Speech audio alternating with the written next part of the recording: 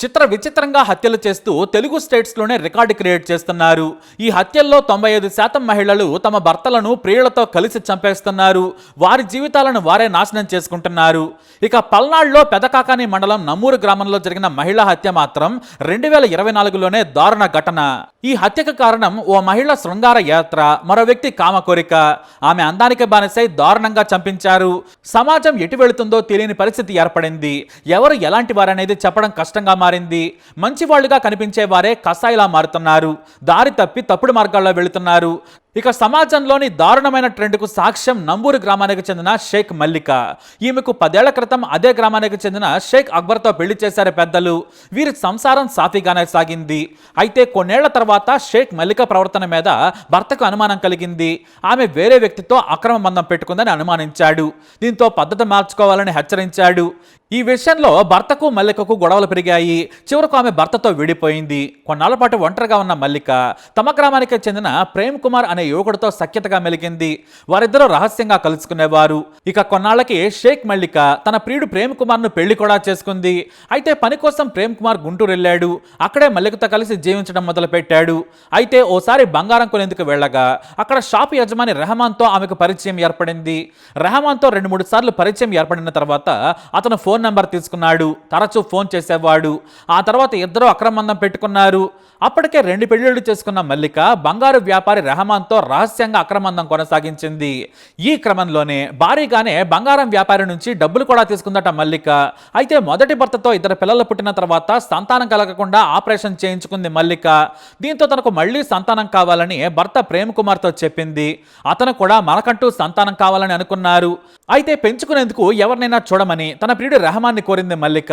దీంతో ఆమె అందానికి బానిసైన రెహమాన్ సొంతంగా 5 లక్షలు ఖర్చు చేసి మరి తెలిసిన వారి ద్వారా ఓ పాపను తెచ్చి మల్లికకిచ్చాడు. నాటి నుంచి సొంత కూతురిలా పాపను పెంచుకోవడం మొదలు పెట్టారు. ఇక రహస్యంగా ఈ రెహమాన్ను భర్తకు తెలియకుండా కలిసేది మల్లిక. ఇలా ఇద్దరు అక్రమ బంధాన్ని కొనసాగించడం మొదలు పెట్టారు. అయితే ఈ మల్లిక మీద విపరీతమైన వ్యామోహం పెంచుకున్నాడు బంగారం వ్యాపారి రెహమాన్. ఆమె మీద ఒత్తిడి చేస్తూ ఉండేవాడు. తరచూ కలుసుకునేందుకు మల్లికను ఒత్తిడి చేసేవాడు.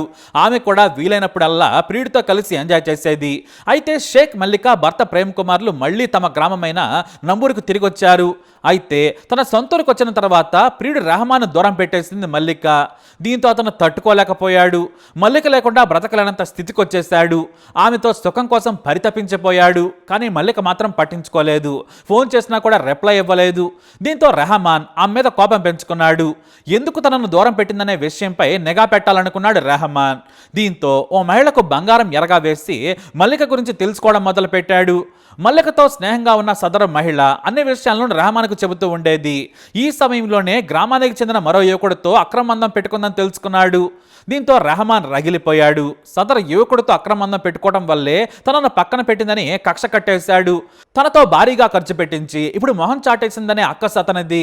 ఇక మల్లిక అప్పటికే 2 పెళ్లిళ్ళు 2 ప్రియుళ్ళు అన్నట్టుగా రెచ్చిపోవడం చేసింది.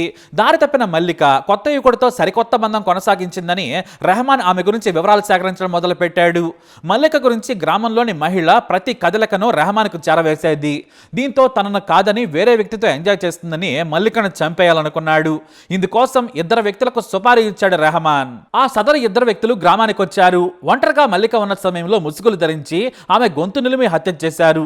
ఆ తర్వాత అక్కడి నుంచి ఎవరూ గుర్తుపట్టకుండా మాస్కులు ధరించి పరారయ్యారు. బయటకెళ్ళొచ్చిన భర్త ఇంట్లో నిర్జీవంగా పడి ఉన్న భార్యను చూసి షాక్ అయ్యాడు. దీంతో పోలీసులకు సమాచారం ఇవ్వగా అనుమానాస్పద మృతిగా కేసు నమోదు చేసి విచారణ చేశారు. మల్లిక ఫోన్ను గ్రామంలోని ఇతరులు ఇచ్చిన సమాచారం మేరకు విచారణ చేయగా గుంటూరులోని బంగారు వ్యాపారి హ్యాండ్ బయటకు వచ్చింది. అతన్ని అదుపులోకి తీసుకుని పోలీసులు విచారణ చేస్తున్నారు.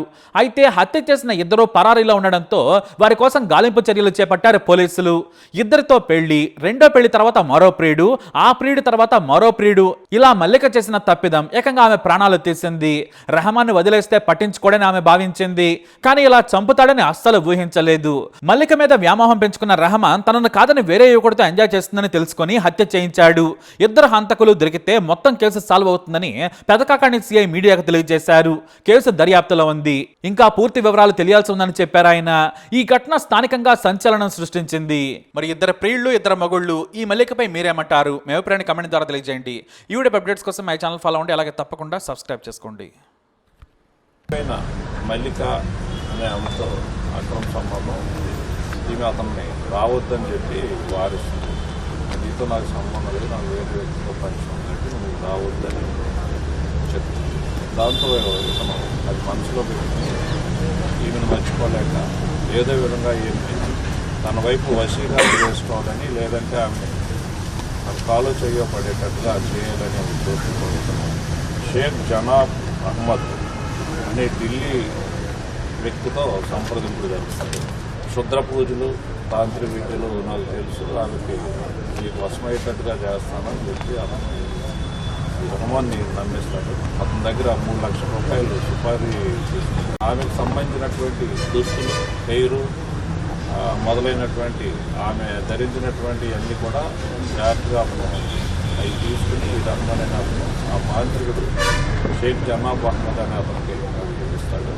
దాంతో అతను అక్కడ డిస్ప్లే చేసిన విధంగా ఆమె యొక్క ఆటాతో పిండితో తయారు చేసిన దాని మీద మంత్రతంత్రాలు అన్నీ ప్రయోగిస్తాడు. కానీ అవేమీ సక్సెస్ కాకపోయేసరికి ఏమని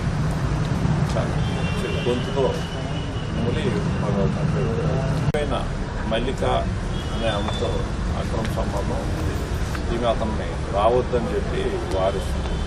నీతో నాకు సంబంధం లేదు, నాకు వేరే వ్యక్తితో పరిచయం ఉన్నట్టు నువ్వు రావద్దని చెప్తుంది.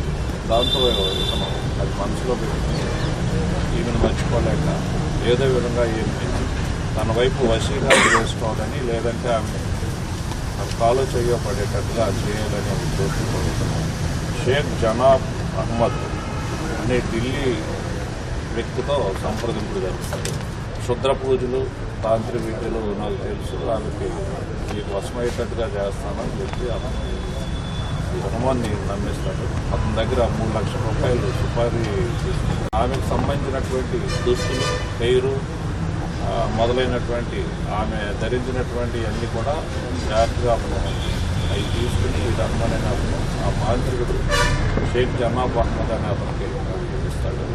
దాంతో అతను అక్కడ డిస్ప్లే చేసిన విధంగా ఆమె యొక్క ఆటాతో పిండితో తయారు చేసిన దాని మీద మంత్రతంత్రాలు అన్నీ ప్రయోగిస్తాడు. కానీ అవేమీ సక్సెస్ కాకపోయేసరికి ఏమని గొంతుతో ములి పైన మల్లిక అనే ఆమెతో అక్రమ సంబంధం. ఈమె అతన్ని రావద్దని చెప్పి వారిస్తుంది. నీతో నాకు సంబంధం లేదు, నాకు వేరే వ్యక్తితో పరిచయం ఉన్నట్టు నువ్వు రావద్దని చెప్తుంది.